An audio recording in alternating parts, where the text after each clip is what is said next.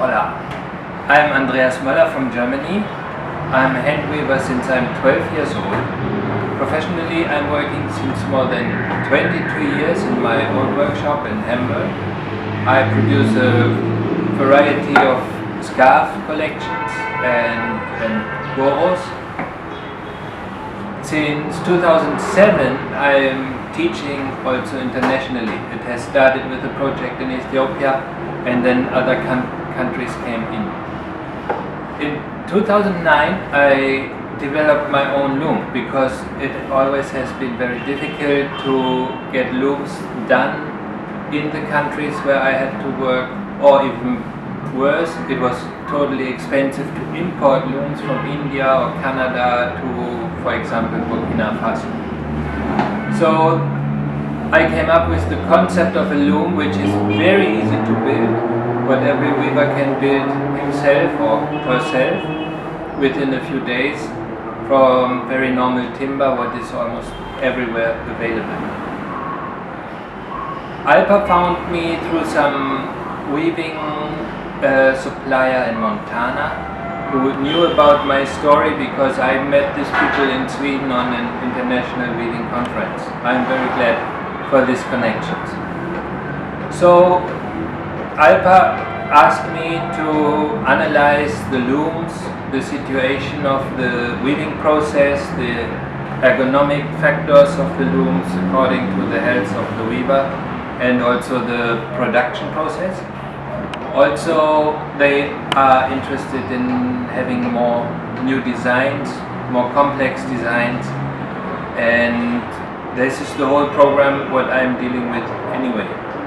So I was very happy for this call, and I spent now almost 3 weeks at Alpa. Most of the time we have been up to Paukara, where 2 of the cooperating workshops are placed.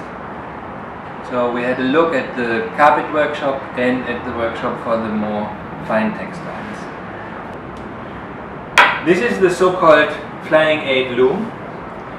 This loom is the result of all my knowledge what I gained within the last 30 or 35 years in loom technology. I have used many different kinds of looms in many different countries, and in many looms I found good things and bad things. But actually in no loom in the world I found all the good things united in one loom. So when I constructed this easy loom, I wanted to have all the good features assembled in the one loom. So this loom for me is the world's best loom. It is cheap, it is easy to make, and it can be used everywhere. Everybody can learn how to build it, and everybody can learn how to use it. So it has happened actually in 16 or more countries already. I myself have taught in more than 11 countries all over the world so far. When I designed the loom, I wanted to have all the nice things what I have found in old looms, plus some of my own inventions of improvement. The loom is called Flying 8 because I'm always using the flying shuttle, and I'm always using 8 shafts. 1, 2, 3, 4, 5, 6, 7, 8. This in comparison to traditional looms is already quite complex. 8 shafts. Usually you find 2 or 4 shafts. I'm using 8. And also down here you see the pedals. I'm usually using 10, 12 or 14. The achievement of the loom is that you can build it very easily from regular timber, and there's no need to drill any holes. Also the levers up here, usually you find a drilled hole and the round metal axle here. I skipped this just by this big notch, and now the levers, they are riding on this wooden bridge what is between here. I designed the loom as easy as possible so that really everybody is able to build it and nobody is depending on any electrical tool. All the connections are done with hammer and nail and some glue. And so it goes with the so-called lamps. They are just hanging here. Usually you would find a drilled hole and an axle, and also the pedals. They are just sticking with a nail and some gap here. Also, very important in these looms are all the different knots. The pedals are connected with the lamps, and also here you see the lamps are not having an axle and drilled holes. The lamps, they are hanging, what makes it very easy to build. In the whole loom, the knots are very important, that you really do the right knots at the right situation. For example, here this is the knot what I have chosen because it is easy to open, no matter how fast it is. We find here where we hang the shafts. This is a special knot. It's existing from a simple loop, and the double thread what is coming from above, you put it through the loop, you adjust your shaft, and you make a stopping knot wherever you want this shaft to be fixed. When you want to open, you just push it up and you find enough space to open. All these little things are basic knowledge of a weaver. But nevertheless, nowhere, neither in Europe nor Africa nor here, I find weavers with the complete knowledge of the knots. What is somehow interesting actually. I recommend at every needed situation the right knot. Here the beta is one of the most important things in the loom. It is the flying shuttle in here. That means the shuttle is not pushed by the hand back and forth, but here are some pushers connected to a handle. So when I want to weave, I just pull over the shuttles. You see here cardboard, where you find wood in other looms. I choose the cardboard because it is much less noisy. Also, it's everywhere available. And also you can adjust the shuttle boxes to wherever you have your wall. For example, I often see big looms like this, and they weave a scarf in the middle, and the shuttle boxes are left and right on the edges. So the shuttle needs to pass the whole beta, this is the beta, to take one web. When I was a little younger than today, I thought, if I have a big loom and I'm a big man, why shouldn't I weave two scarves at the same time? And this is when I invented this parallel beta. So it's easy for me to weave two warps. That means two scarves in this case at the same time. The weaving is a little slower as if you weave only with one shuttle, but in the long run you almost double your production. Important about the beta also is this point where it is hanging. As you see, it is swinging very nicely, and as you listen you don't hear anything. So this one point hanging actually is the best hanging for a beta. Other looms, when you test the beta, it is very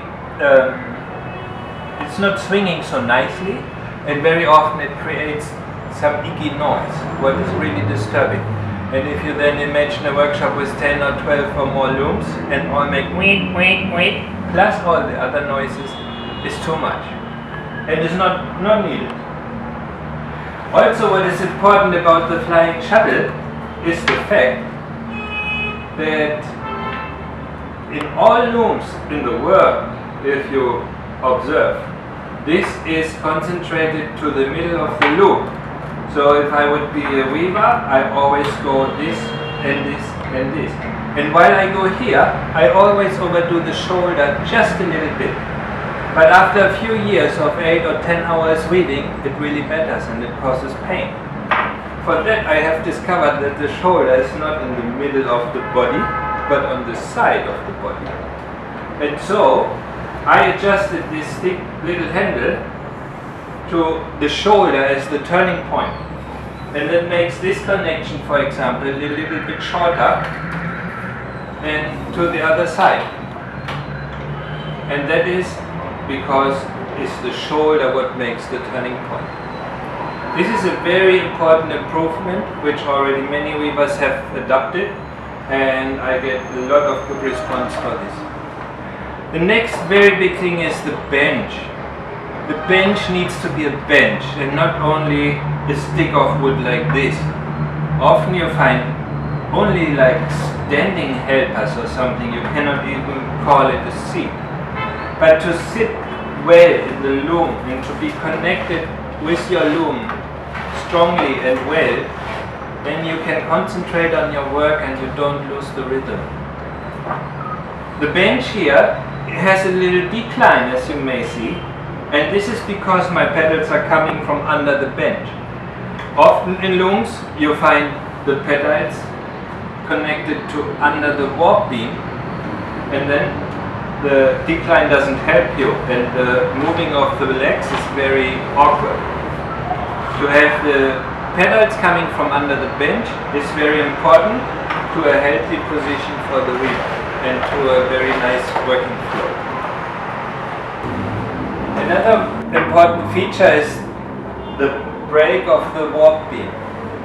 Here I have a connection to the brake, and now as I want to release some warp, I just pull here, I take some of my warp, and then I step in these handles with my foot, and I wind my fabric on the cloth beam.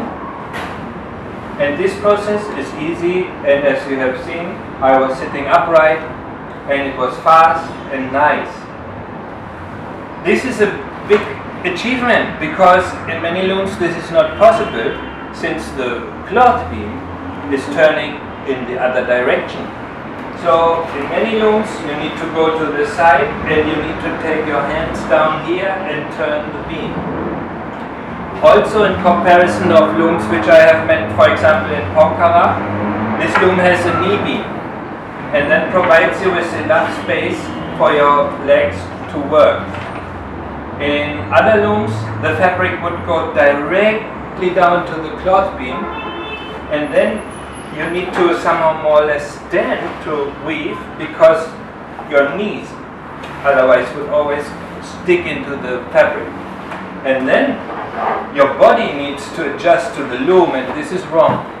You need to adjust the loom to your body.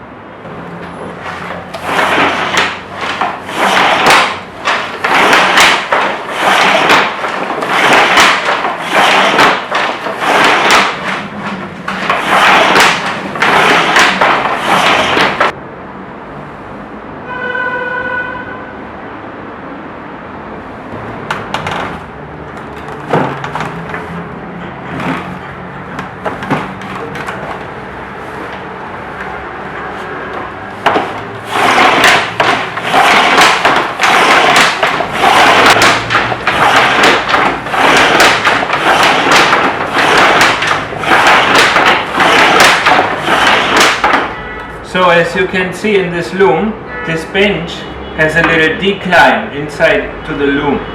That is connected to the fact that the pedals are resting here under the bench. For a good working position, the bench makes me like dropping into the pedals, and I'm strong in the loom, I'm very safe, and I can walk on my pedals. Also for my designs, I choose an order of the pedals that I use one leg after the other. It's like walking.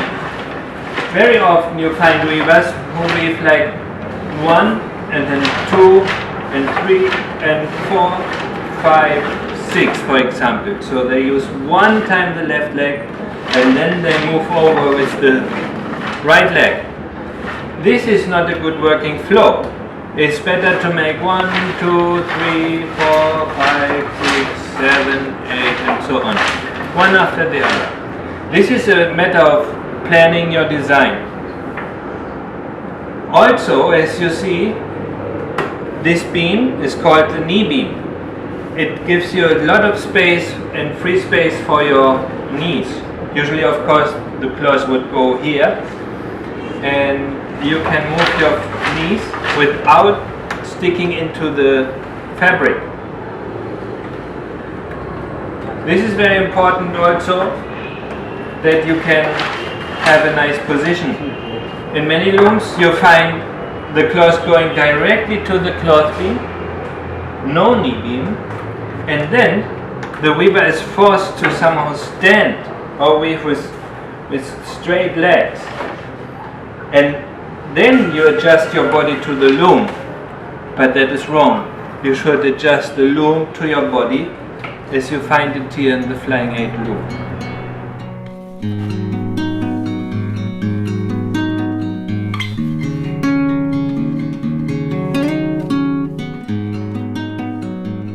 During my visit for Alpa in Pokhara, I have analyzed the workshop situation of the fine weave especially. There I have found a warping mill system which is quite big. Also, we have done some improvements there.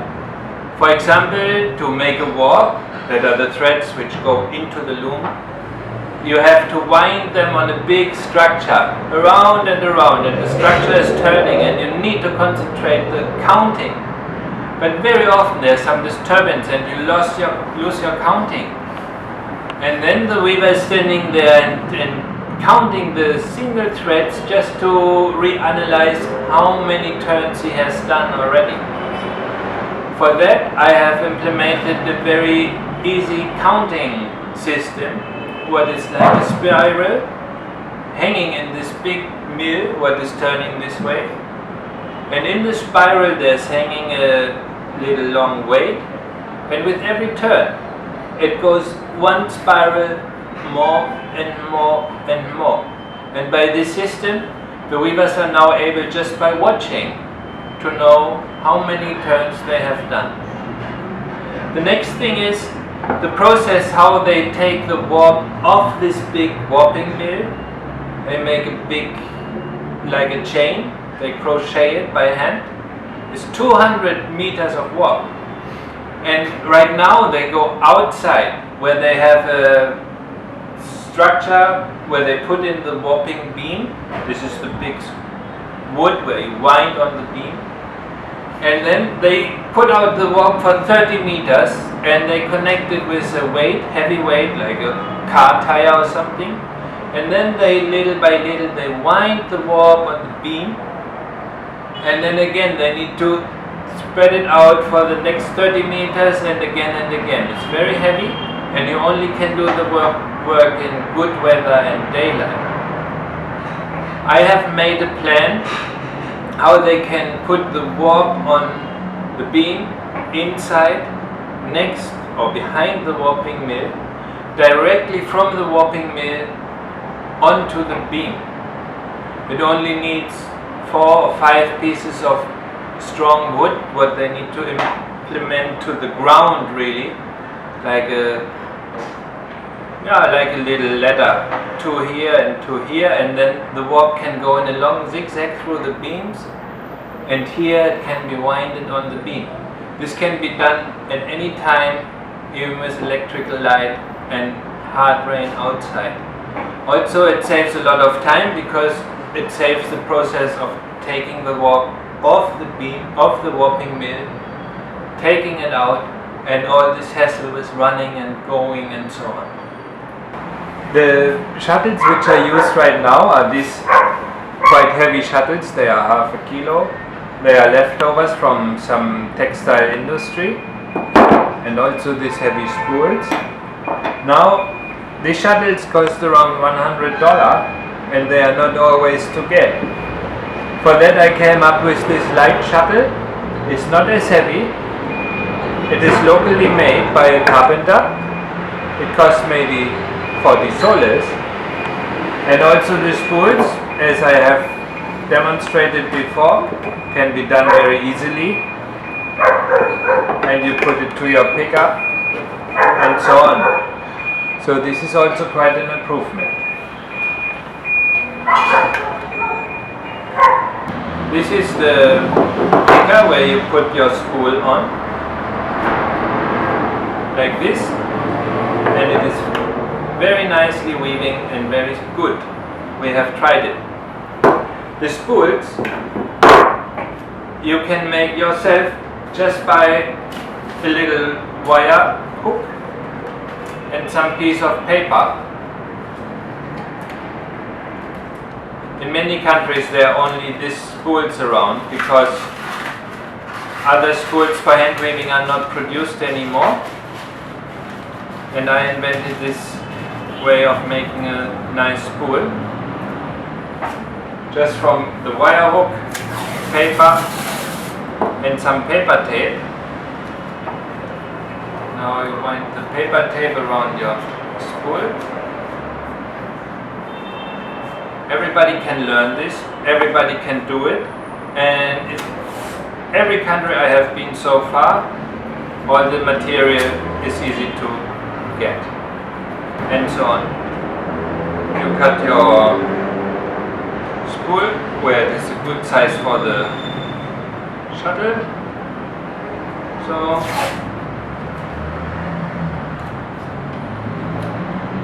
we make a little crown at the back. And all this cost almost nothing. Also the cardboard pieces in the loom is very convincing by the price because you find it in the garbage, if I may say that. And still it can produce very high quality products. I'm living on all this kind of work since many years. I'm producing my own high quality scarf collection on self-built looms. And I got many design awards for my different things. And because the important thing is really the product in the end, and that the weaver who is doing them is feeling well. It's not important that you have the best wood connections in your furniture, but your body is aching. See, here's your spool. Oh, it's now a little for the pickup. Doesn't matter. Here you see, I can do it better. So it's easy to make. It's everywhere available. And the shuttle costs maybe 40 soles. This shuttle costs maybe $100. I think it's a convincing difference. Also the shuttle is a little lighter to make your no pain to your shoulder. The point why we want to use 8 shafts is that we can be more creative in the same walk. The positive effect about the 8 shafts and the Flying 8 loom and the many pedals is that with the same draft we can make hundreds and millions of different designs just by changing the tie-up, that is the connection of the pedals to the lamps, and by changing the order we press the pedals down. So if you see this pattern or this design, they are quite different, and it's only done by a little change of the loom. In the long run, the knowledge of different designs gives the weaver a very high satisfaction for his work, because this is much more than just 1, 2, 1, 2, 1, 2. The weaver needs to concentrate. First he has to learn, of course, to understand the system, also how to write it down in a technical way that other weavers can understand for communication. And the lighter shuttles, the better beater, what is not making noise and was more friendly to your shoulder, is giving you the opportunity to work as many hours in the day as you want. But for sure, in the night you will not be as tired as with the common loom which is used right now. So you have a better life quality for your family also. Plus, you have the pride as a weaver, what you take from the beautiful designs what you can make. I very much appreciate the engagement of Alpa for supporting the weavers and having a better working life. I know it always is difficult to make changes in a big company, even more where it is a well-going company. But Alpa is so brave to start with some changes which are complicated in some points, time consuming in other points, maybe sometimes confusing. I really admire Alpa for the braveness, and I would be happy to be part of all the changes also in the future. As more as I can support the weavers and Alpa within the next 12 or 24 months or something, the sooner the whole process will be concluded, and I almost am able to promise success.